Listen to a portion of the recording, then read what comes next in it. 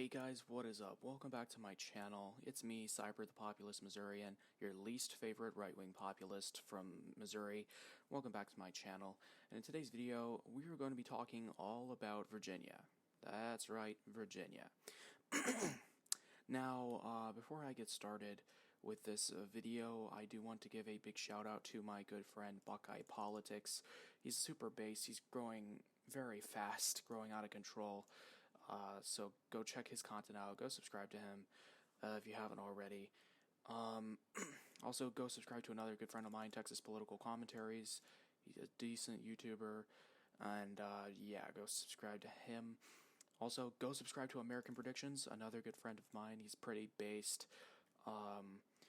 And go subscribe to South Georgian Populist, again, another friend of mine.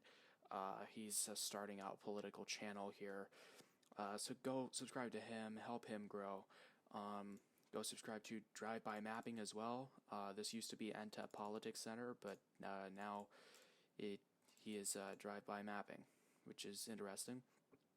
Also, go subscribe to Politics Made Simple, another based channel, and go subscribe to this guy. He's a small channel, 39 subscribers, and he's trying to grow.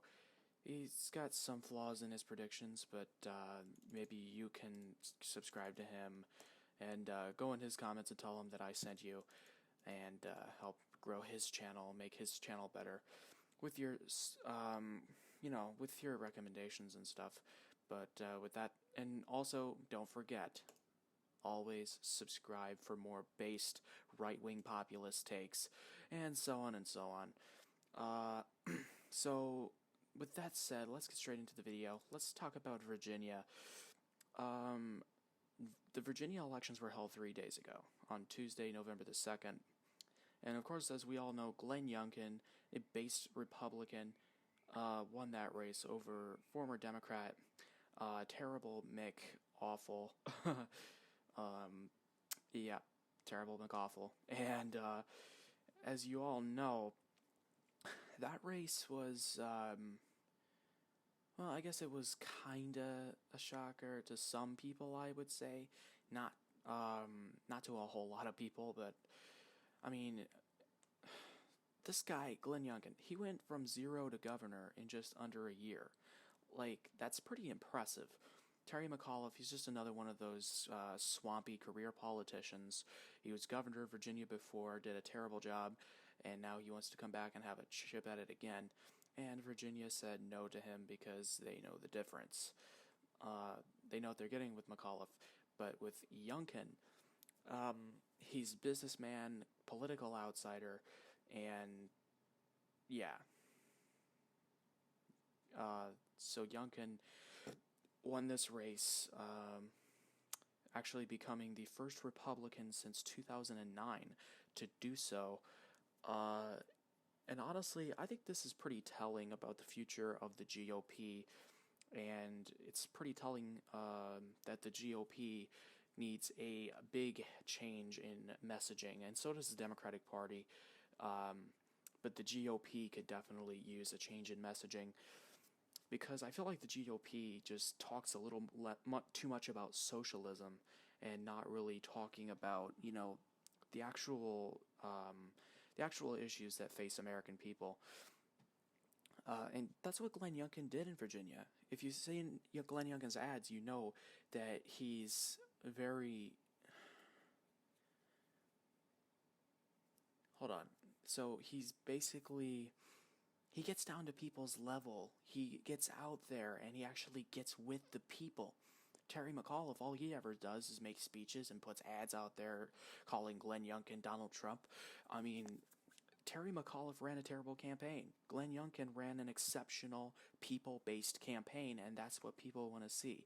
That's the reason why Glenn Youngkin won this race by more than he was predicted to.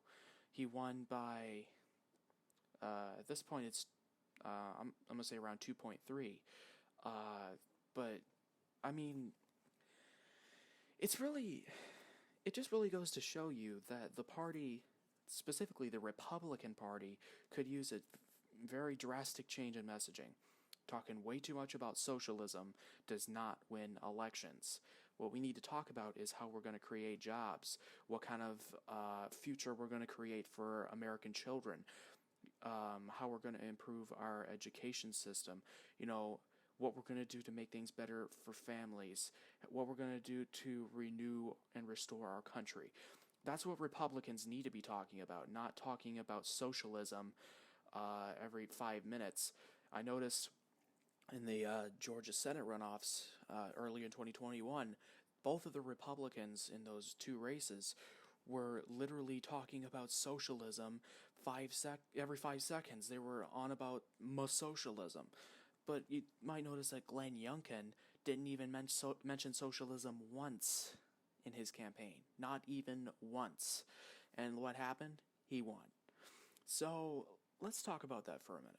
Let's talk about how not mentioning, maybe just shutting your mouth about socialism can actually win elections. And I mean, the GOP can just take so many things from Youngkin and actually win with them. So when we talk about Glenn Youngkin and how based he is and all that, he knows how to get down on people's level. Why? Because he is a common man. He may own the Carlyle Group, but he's still much more of a common man than Terry McAuliffe is. Glenn Youngkin knows how to get down to people's level. He knows how to get down and get into people's hearts. Terry McAuliffe has no idea how to get into anybody's hearts.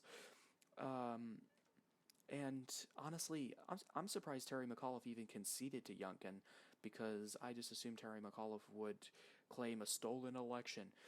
Because think about it, Terry McAuliffe won't even recognize that George W. Bush won the 2000 election, which we know George W. Bush did win the 2000 election.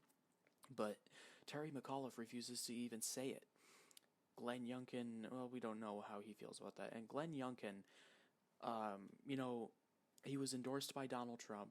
He was thankful for Donald Trump's endorsement, but he stayed away from Donald Trump. He didn't tie himself to Trump like a lot of Republicans do nowadays. So the Republican Party could really use a few lessons from Glenn Youngkin, that's for sure.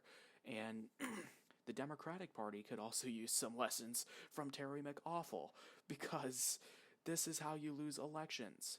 When you alienate parents and children, and when you alienate mothers, and when you alienate the entire base that you're supposed to be doing well with, that's how you lose elections.